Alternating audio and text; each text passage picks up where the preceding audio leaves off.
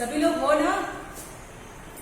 हाँ तो देखिए कह रहे हैं कि उन्होंने भी पढ़ाई जो है उसी समय से शुरू किया था जिस समय करना चाहिए था। हमने एक बात कही थी, आपसे बताया था कि वो किसी भी काम में जल्दीबाजी नहीं करना चाहते थे। उनको लगता था कि भवन जो है वो हमेशा मजबूत होना चाहिए। जाहिर सी बात है, अगर किसी का जड़ ही कमजोर हो तो ऊपर वो बहुत दिनों तक नहीं टिक सकता है। अगर कोई घर है, भवन की बात इन्होंने कही है, तो अगर कोई घर है, अगर घर का नींव कमजोर है तो उसकी छत आप नहीं टिका सकते।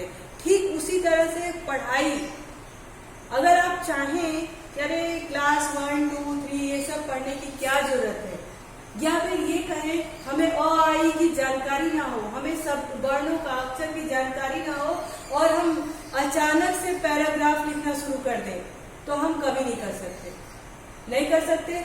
वही इन्होंने कहा कि हम किसी भी काम में जल्दीबाजी नहीं करें, यानी अपने आप को एकदम मजबूती देने के प्रयास में वो हमेशा लगे रहते थे। यानी जिन चीजों में काम में लग जाते थे, जब तक उससे संतुष्ट नहीं होते वो आगे नहीं बढ़ते। ये व्यंग था उनका। आगे देखिएगा हुआ क्या है।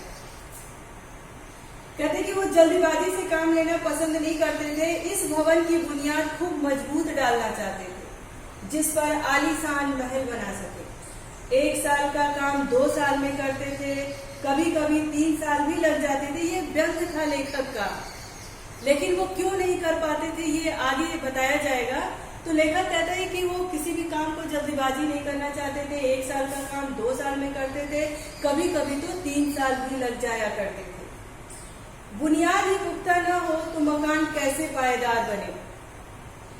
मैं छोटा था और वह बड़े थे। फिर लेखक आए कह रहे हैं, मैं छोटा था और वह बड़े थे। मेरी उम्र 9 साल की थी और वह 14 साल के थे।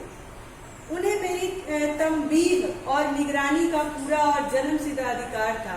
तंबीह यानी उनके ऊपर रौब जमाने का, उनका निगरानी करने का, वो क्या कर रहे हैं क्या नहीं कर रहे हैं, इसका पूर्ण अधिकार था क्योंकि वो उनके बड़े भाई थे।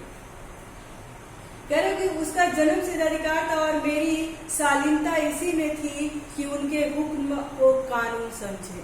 जो छोटा भाई है, जो लेखक है, वो कह रहे हैं कि मेरी शालीनता यानी मेरे लिए अच्छा यही था कि मैं उनके हुक्म को एक कानून समझ लूं। मैं समझ लूं कि यह एक नियम है और मैं उसके विरुद्ध ना जाऊं। मेरे लिए यही अच्छा था।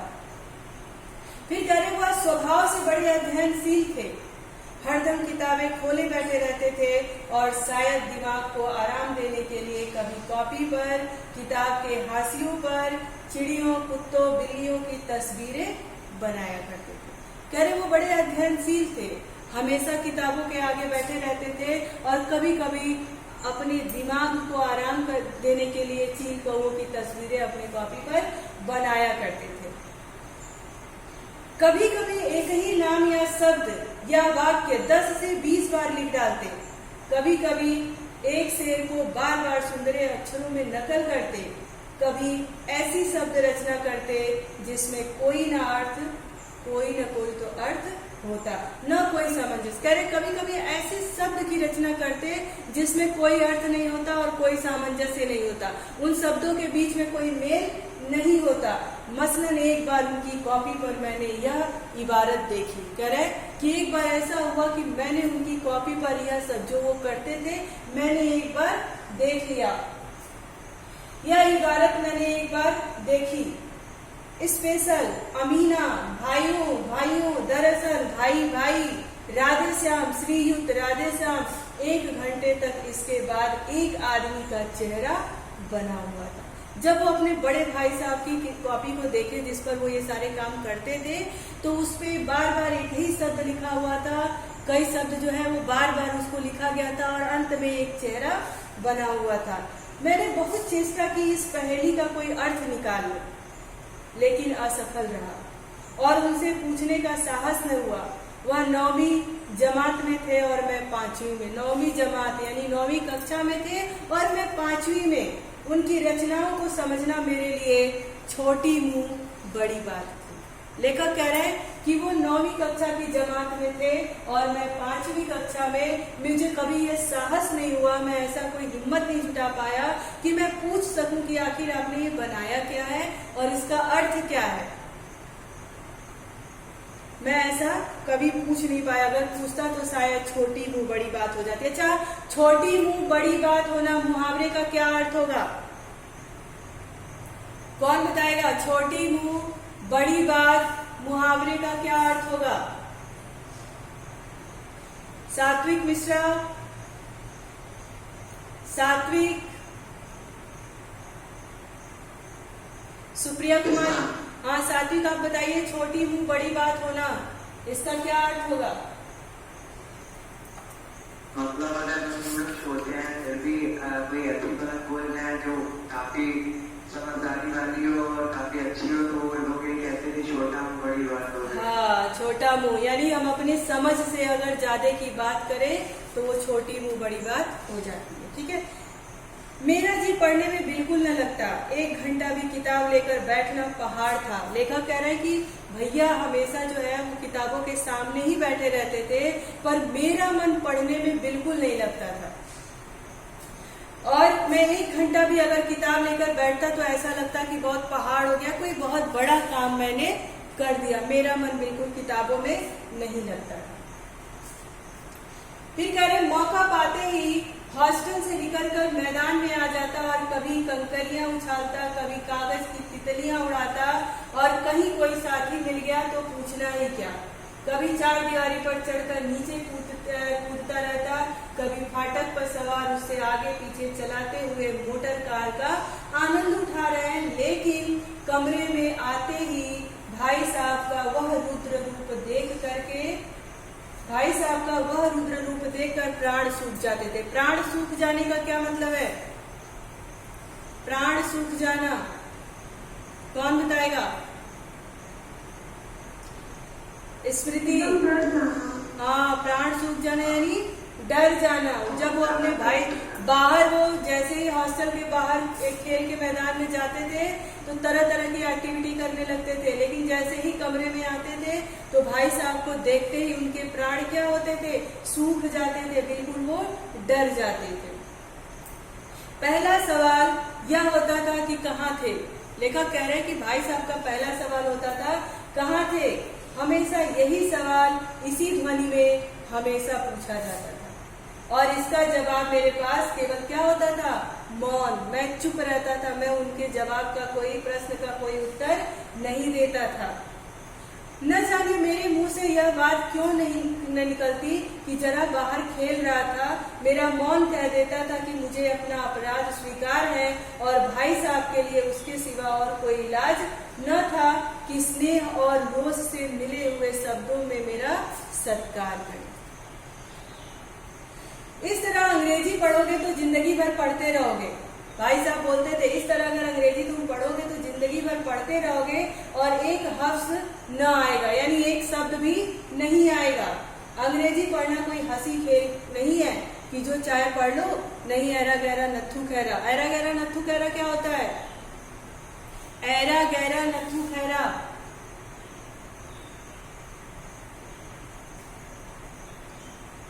कोई भी ऐसे ही उल्टा सीधा, हाँ, कोई भी कहीं से भी आया और कोई भी काम कर ले, यानी ठीक है, किसी भी स्टैंडर्ड का हो, कुछ भी हो, उसको कोई ज्ञान हो या ना हो, इस तरह से मूर्खों की बात कही गई है। ठीक, तो कहते हैं कि अंग्रेजी कोई ऐसा खाने का काम नहीं है, एक शब्द पढ़ लोगे तुम्हें सब कुछ आ जाएगा और कोई भी ऐरा गहरा आया और इसको आसानी से पढ़ ले, ऐसी चीज नहीं है। यह कर करके भाई साहब अपने छोटे भाई को डांटते थे। यहाँ दिन रात आंखें फोड़नी पड़ती है। वो कहते हैं कि यहाँ पे दिन रात आंखें फोड़नी पड़ती हैं और फूल जलाना पड़ता है, तब कहीं अविद्या आती है। और आती क्या है? हाँ, कहने को आती है। कह रहे आती भी क्या है? बस कहने के लिए आती है। बड़े बड़े विद्वान भी शुद्ध अंग्रेजी नहीं लिख सकते, बोलना तो दूर रहा। और मैं कहता हूँ कि तुम कितने घोंघा हो। घोंघा मतलब क्या होता है?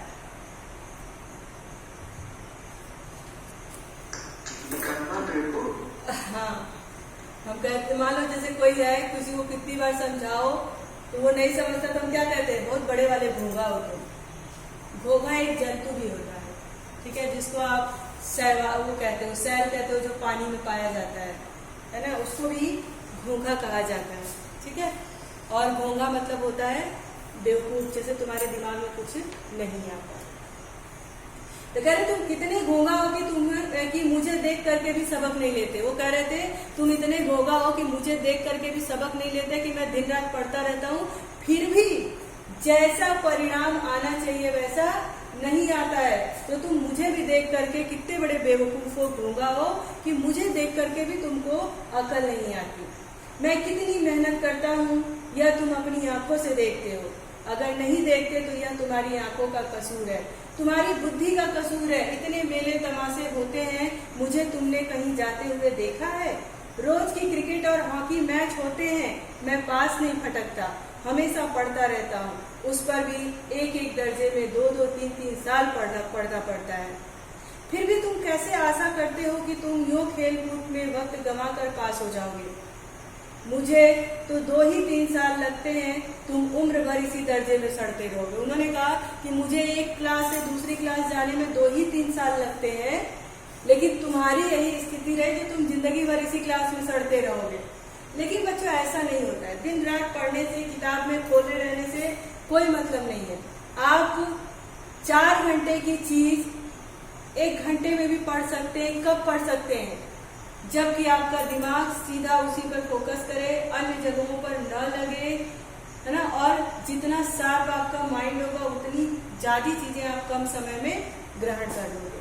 तो ये दिमाग की भी बात होती है, जितना हमको चीजें समझ में आ रही है इसकी भी बात होती है। ठीक है, हाँ स्मृति बताएं क्या बोल रही हैं आप? स्मृति ने अपना हाथ उठाया तो कुछ बोल रही है। चलिए ठीक है, कोई बात नहीं। तो कह रहे पढ़ना पड़ता है, और तुम कैसे आशा करते हो कि इस तरह के खेल कूद से तुम पास हो जाओगे, तुम जिंदगी भर एक ही क्लास में सड़ते रहोगे। अगर तुम्हें इस तरह उम्र गंवानी है तो बेहतर है घर चले जाओ और मजे से गुल्ली डंडा खेलो। दादा की गाढ़ी कमाई यानी मेहनत की कमाई ऐसे क्यों बर्बाद करते हो? मैं यहाँ लताड़ सुनकर आंसू बहाने लगता। लताड़ यानी यह डांट। कह रहे मैं यह लताड़ सुन करके आंसू बहाने लगता। जवाब ही क्या था? अपराध तो मैंने किया था, लताड़ कौन सा है? लेखक कहते हैं जवाब ही मेरे पास क्या था, गलती तो मैंने की थी, तो डांट कौन सुनेगा? मैं ही तो सुनूंगा, दूसरा थोड़ी कोई आएगा सुनने के लिए। भाई साहब उपदेश की कला में निपुण थे। लेखक कह रहा है कि भाई साहब ज्ञान बांटने में निपुण थे। ज्ञान भले न ग्रहण कर पाए, पर दूसरों को अगर ज्ञान बांटना है तो उसमें वो निपुण थे। निपुण यानी अच्छे थे। ऐसी लगती बातें कहते, लगती बातें यानी ऐसी कड़वी बातें वो कहते, ऐसे सूखती बाण चलाते कि मेरे जिगर के टुकड़े टुकड़े हो जाते और हिम्मत टूट जाती। इस तरह जान तोड़कर मेहनत करने की शक्ति मैं अपने में न पाता था, और उस निराशा में जरा देर के लिए मैं सोचने लगता कि क्यों न घर चले जाऊं।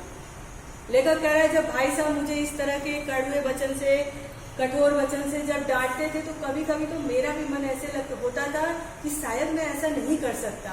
फिर मैं ये सोचता कि मैं फालतू में अपना समय गंवा रहा हूँ, क्यों ना मैं गाँव ही चली जाऊं और मैं कुछ वहां पे दूसरा काम कर लूं। फिर अगले पल ही क्या होता था, कहते थे कि जो काम मेरे बूते के बाहर है यानी मेरे वश में नहीं है, उसमें हाथ डालकर क्यों अपनी जिंदगी खराब करूं। मुझे अपना मूर्ख रहना मंजूर था, लेकिन इतनी मेहनत से मुझे तो चक्कर आ जाता। लेखक कह रहा है कि मेरा मूर्ख रहना मुझे मंजूर था, परंतु इतनी मेहनत के करने से तो मुझे चक्कर आ जाते। इरादा करता कि आगे से खूब जी लगाकर पढ़ूंगा, चटपट एक टाइम टेबल बना डालता, बिना पहले से नक्शा बनाए कोई स्कीम तैयार किए काम कैसे शुरू करें। टाइम टेबल में खेल कूद की मद बिल्कुल उड़ जाती थी। प्रातः काल 6 बजे उठना, मुंह हाथ धो नाश्ता करना, पढ़ने बैठ जाना, 6 से 8 घंटे तक अंग्रेजी, 8 से 9 तक हिसाब और 9 से 9:30 तक इतिहास, फिर भोजन और स्कूल। 3:30 बजे स्कूल से वापस होकर आधा घंटा आराम, 4 से 5 भूगोल, 5 से 6 तक ग्रामर, आधा घंटा हॉस्टल के सामने ही टहलना और 6:30 से 7 तक अंग्रेजी कंपोजिशन, फिर भोजन करके 8 से 9 तक अनुवाद और 10 से 10 तक हिंदी, 10 से 11 विविध विषयों का विश्राम, फिर उसके बाद विश्राम। उनका टाइम टेबल सेट था कि किस टाइम पे उनको क्या करना था, क्या नहीं करना था। तो लेखक कह रहे मैं तो उठ जाता था इन सब चीजों में, मैं कभी कभी खेल के लिए निकल जाता तो सारी चीजें मेरी भूल जाती थी और मैं खेलता ही रहता था। मगर टाइम टेबल बना लेना एक बात है, उस पर अमल करना दूसरी बात है। कह रहे मैंने टाइम टेबल तो बना लिया कि ठीक है मैं अब खेलूंगा नहीं, मेरा हर चीज का समय होगा, पर टाइम टेबल बना लेना और उस पर अमल करना दोनों अलग बातें थी। पहले ही दिन उसकी अवहेलना शुरू हो जाती। कह रहा मैं टाइम टेबल बनाता लेकिन पहले दिन ही मैं उसको फॉलो नहीं कर पाता, पहले दिन ही मैं उसको इग्नोर करना शुरू कर देता। मैदान की वह सुखद हरियाली, हवा के हल्के हल्के झोंके, फुटबॉल की वह उछल कूद, कबड्डी के वह दांव भात, वॉलीबॉल की वह तेजी और फुर्ती मुझे अज्ञात और अनिवार्य रूप से खींच ले जाती, और वहां जाते ही मैं सब कुछ भूल जाता। यह जानलेवा टाइम टेबल, वह आंख फोड़ पुस्तकें किसी की याद न रहती और भाई साहब की नसीहत और फजीयत का अवसर मिल जाता। कह रहे कि जब मैं खेलने चला जाता तो मैं सब भूल जाता और घर आकर के फिर भाई साहब के डांट की फजीयत यानी डांट, फजीयत का मौका उनको मिल जाता और वो मुझे डांट देते। ठीक है, उसके बाद उनकी नजर मेरी ओर उठी और मेरे प्राण निकले, हमेशा सिर पर एक नंगी तलवार सी लटकती मालूम होती। फिर वह जैसे मौत और विपत्ति के बीच भी आदमी मोह और माया के बंधन में जकड़ा रहता, मैं फटकार और भुड़किया खाकर भी खेल कूद का तिरस्कार नहीं करता। कह रहे कि जितना भाई साहब पढ़ते थे मैं उतना नहीं पढ़ पाता, कितनी भी फटकार उनकी सुनता था, डांट सुनता था, फिर भी जब मैं खेल के मैदान में जाता था तो मैं भूल जाता था। मैं टाइम टेबल भी बनाता था फिर भी मैं उसके बाद भी उस पर अमल नहीं कर पाता था। ठीक है, ये इस कहानी का पहला भाग था, यह इस कहानी का पहला भाग